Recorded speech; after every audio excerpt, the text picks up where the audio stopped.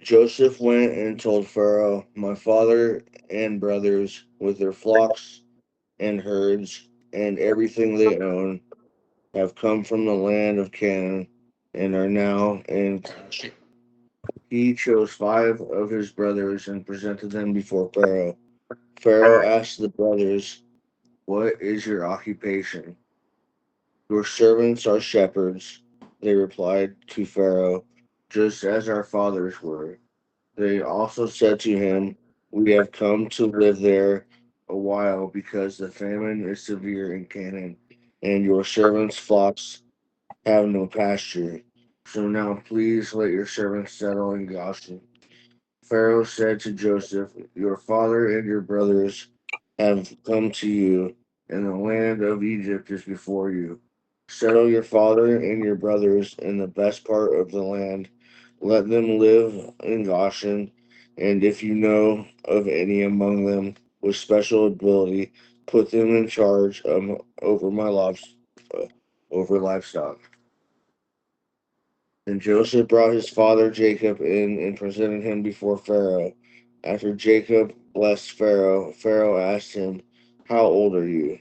And Jacob said to Pharaoh, "The years of my pilgrimage are 130.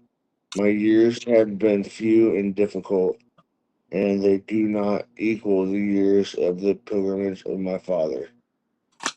Then Jacob blessed Pharaoh and went out from his presence.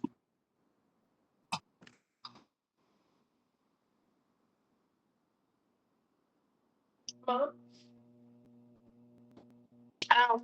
And Joseph placed his father and his brethren and gave them a possession in the land of Egypt, in the best of the land, in the land of Rameses, as Pharaoh had commanded.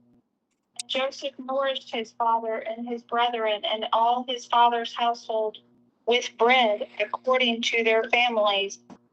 And there was no bread in all the land, for the famine was very sore, so that the land of Egypt and all the land of Canaan fainted by reason of the famine. And Joseph gathered up all the money that was found in the land of Egypt and in the land of Canaan for the corn which they bought. And Joseph brought the money unto Pharaoh's house. And when money failed in the land of Egypt and the land of Canaan, all the Egyptians came unto Joseph and said, "Give us bread, for why should we die in thy presence? For the money faileth."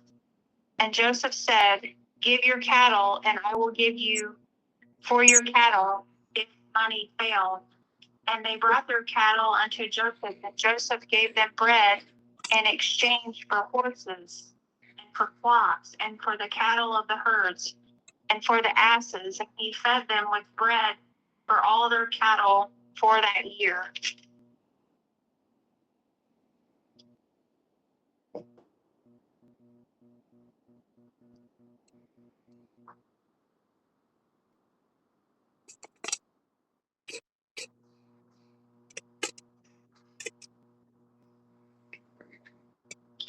Brady, are you reading?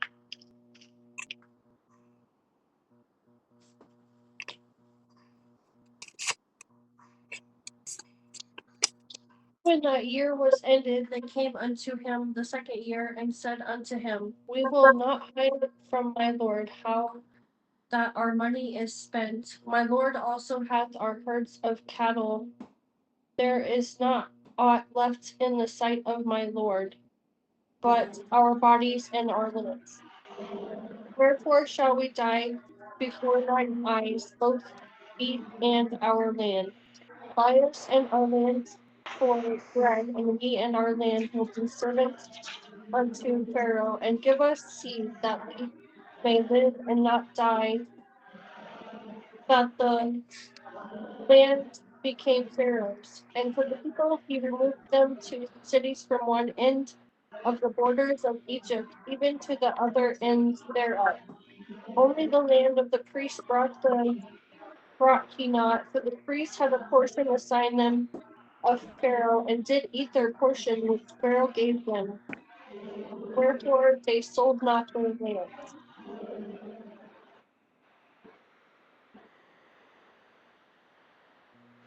Then Joseph said to the people, behold, I have this day bought you and your land for Pharaoh. Now here is seed for you, and you shall sow the land.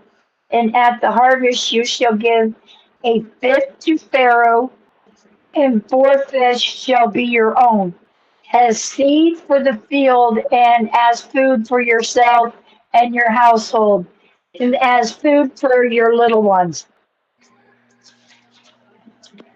And they said, you have saved our lives. May it please my Lord, we will be servants to Pharaoh.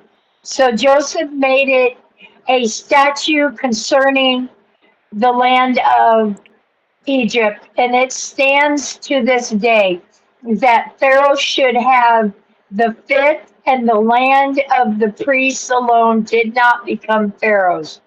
Thus Israel settled in the land of Egypt, in the land of Goshen, and they gained possessions in it and were fruitful and multiplied greatly.